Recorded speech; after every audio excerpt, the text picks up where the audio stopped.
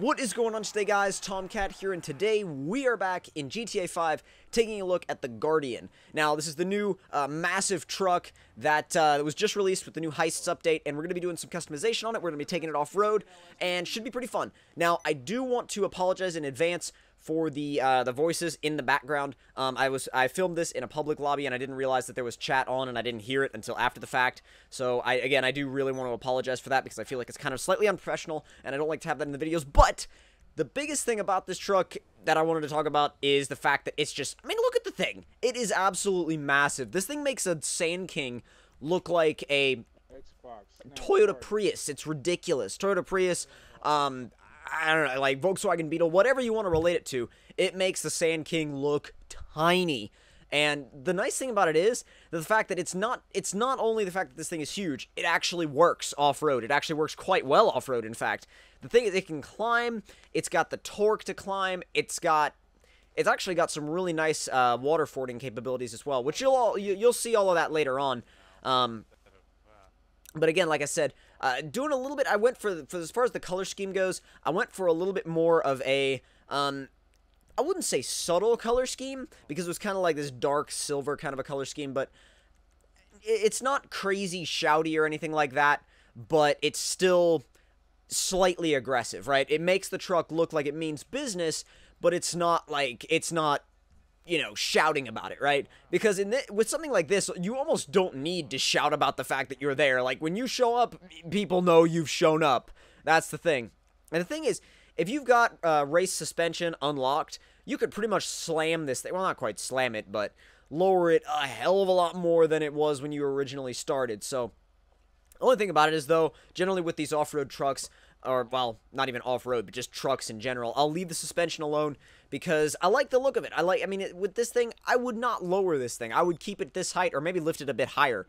I'm still waiting for the GTA 5 lift kit DLC. But, I do also like the fact that, yeah, I went into that other wheel section and I was like, nah. I saw a couple of wheels in there and I was like, nah, that does not fit. That does not work whatsoever.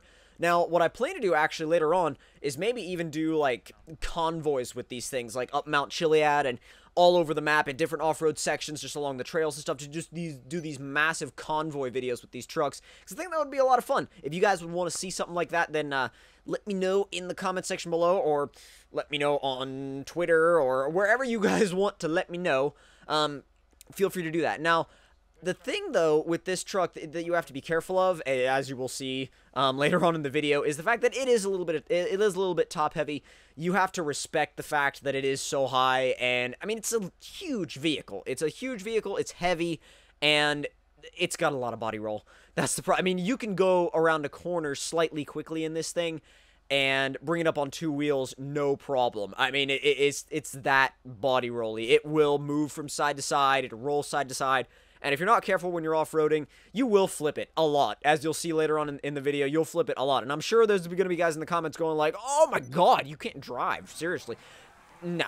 The thing is with this truck that you got to realize, again, if you off-road stuff like even the Sand King or the Rebel, those aren't half as top-heavy as this. That's definitely like the one downside to this thing is how ridiculously top-heavy it is. I mean, that offsets all of the power and all the torque that this thing has.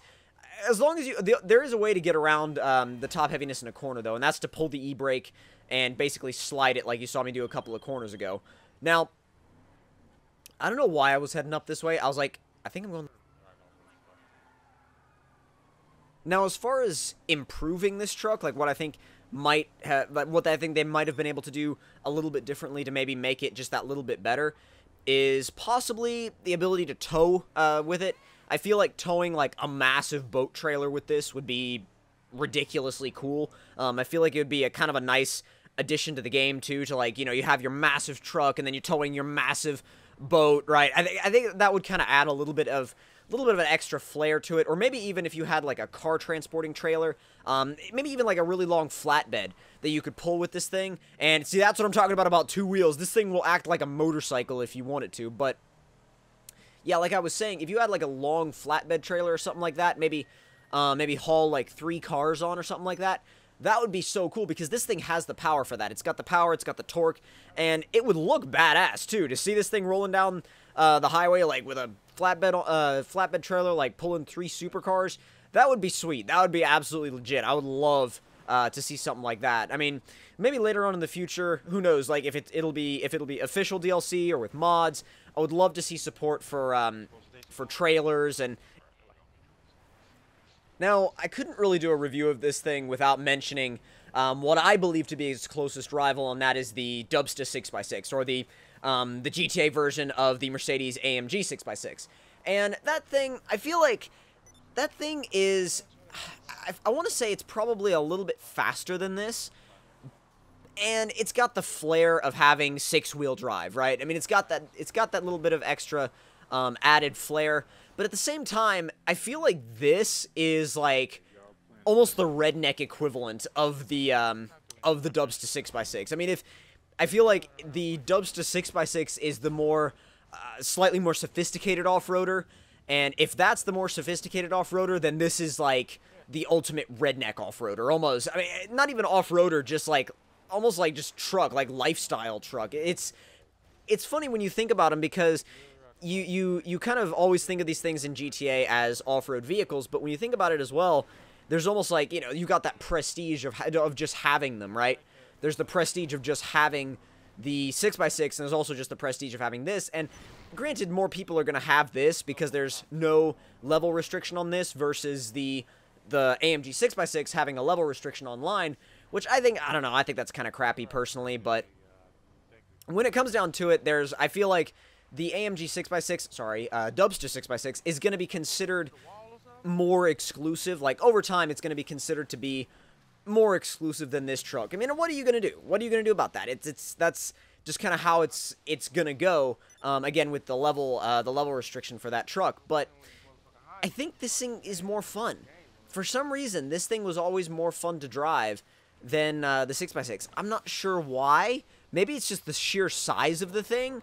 Maybe it's the power. Maybe it's the torque, the climbing ability. I'm not quite sure. But again, I always... and yes, I did actually go into single player and drive the 6x6 shortly after this, just to see if I was imagining things or if I was actually onto something. And yes, this thing is actually, in my opinion, more fun to drive than the Dubsta 6x6 for some reason. I'm not sure why yet. I haven't narrowed it down, but what I'm thinking it is it's just the sheer capability that this thing has, and just the novelty of driving around something the size of a house. I mean, not really a size of a house, but you guys get the picture. And it actually, I don't know, kind of looks a bit badass without like any doors on one side at least. But if I had to choose, I would definitely prefer it to have doors. But if you guys enjoyed this little bit of a look at the Guardian in GTA 5, don't forget to leave me a like. Tell me in the comment section down below what you guys thought of it. And if you're new to my channel, don't forget to subscribe for more. And I will see all of you guys in the next one. Talk to you guys later.